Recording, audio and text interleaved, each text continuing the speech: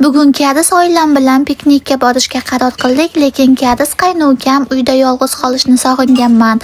O'zim qo'ygim kelyapti, men bora olmayman degani uchun Kadis qaynonam bilan itvachcha va 17 oyli bolam bilan piknikka borishga qaror qildik. Qaynonam piknikka chiqqanda har xil mevalarni olib ketishni yaxshi ko'radilar, shuning uchun uyimizdagi bor mevalarni ozginadan olib ketdik. Odamlar ovqat yeyishdan oldin qo'lini yuvsa, bizni Kadis itvachchamiz ovqatlanishdan oldin oyog'i bilan qo'llarini salfetkada artib chiqadi.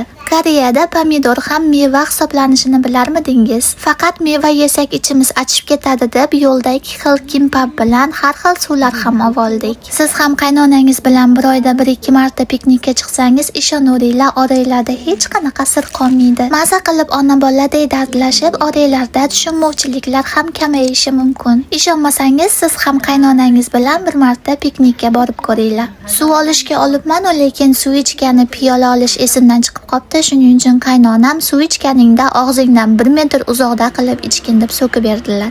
Biz maza qilib ovqatlangunimizcha sovuq ham maza qilib uxlab oldi. Yuziga shunaqa mandarin qo'yib rasmga oldi. Sovuq turishiga yo'q itvachchani aylantirib kelmoqchi bo'ldi. Itvachchamiz ham ovqat ko'rmagan yerdagi hamma o'tlarni chaynab yuribdi. Shuni qilib hammani aylanishga jo'natib yorib, o'zim maza qilib dam oldim. Ishoninglar, anchadan beri TikToksiz, Instagramsiz, eng asosiysi telefonsiz vaqt ajratishga harakat qildim, lekin juda ham zo'r bo'lar ekan. Lekin Kadis erim yonimda bo'lganida shunaqa vaqtlarni ko'proq ajratgan bo'lardik. Hamma mayli. Sovuq itvachchani aylantirib kelgunicha qornilari ochib ketgan shekilli yogurtini maza qilib yeyapti. Itvachchamiz esa shu yerda ham muxlislarini topib oldi. Har bitta bolacha kelib, og'zini, qulog'ini, boshqa joyini ushlab ketishyapti.